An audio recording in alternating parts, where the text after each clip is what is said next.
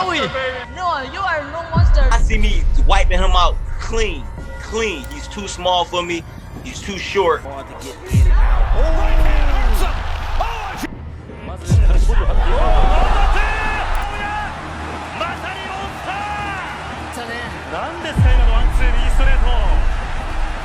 Puts his hands up like that.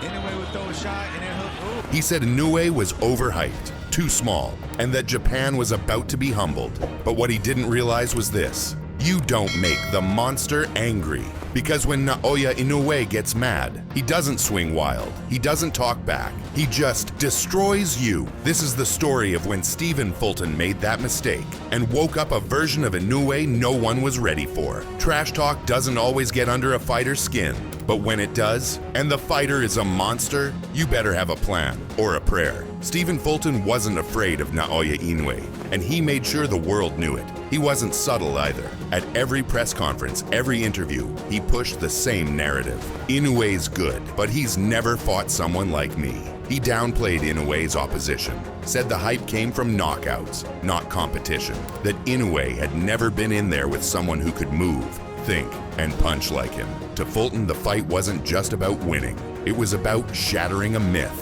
The myth of the monster. He dismissed the knockouts. He mocked the resume, and he smiled like this was already done. But what Fulton didn't realize is that when you call out a storm, you better be ready to get drenched, because Inoue doesn't bark. He bites. In boxing, confidence is key. But cockiness against Inoue, that's suicide. Naoya Inoue heard everything. The trash talk, the press quotes, the social media clips. He didn't reply, didn't smile, didn't frown. He just trained. Focused, relentless, obsessive. The usual calm in the Inoue camp turned into something different. There was an edge now. Every pad session cracked harder. Every sparring round had more intensity. He wasn't just preparing to win. He was preparing to send a message that would echo around the world. He didn't want to box Fulton.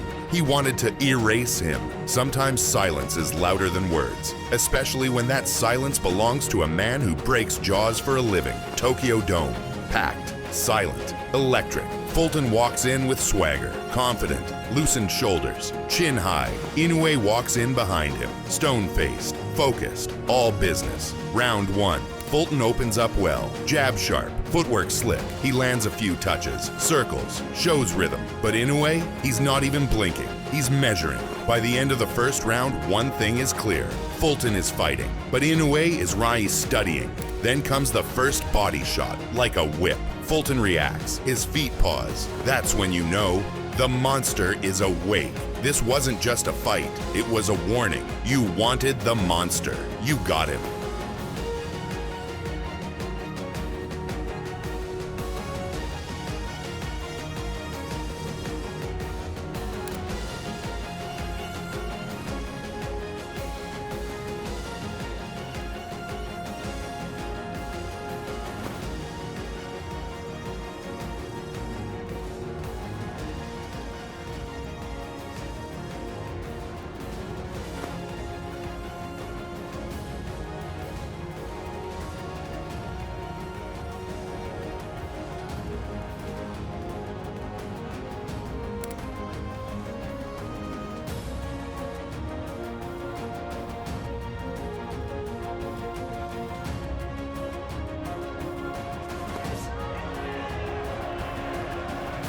By round three, the temperature changed. Inoue didn't walk, he stalked. He moved like a predator. Everything had purpose. Everything had venom. Fulton's jab countered, his angles cut off, his clinch attempts dismissed. And then came the combinations. Left hook, right hand, slip, counter, body shot. Fulton was reacting, not fighting. His face showed the change. From confidence to concern. Inoue wasn't just landing punches. He was taking control of Fulton's soul. This wasn't just dominance. It was discipline with destruction.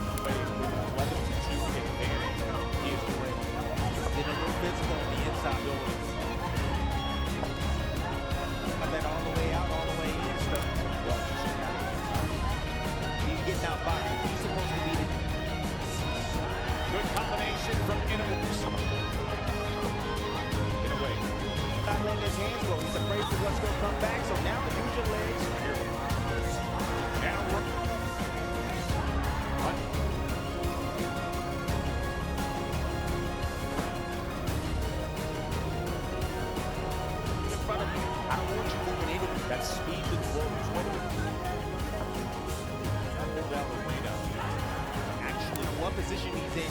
What makes his puncher come Getting himself out of position. short left hand shot down here at the end of round. Another fight's not over. You know, I don't think he has another way to get there. Round 8. Fulton's trying to move again, find a rhythm. Inoue feints, shifts, then detonates. A left hook from hell. Fulton's legs betray him. He stumbles, dazed, into the ropes. Inoue charges. Another right, uppercut, left hook. Ref steps in. It's over.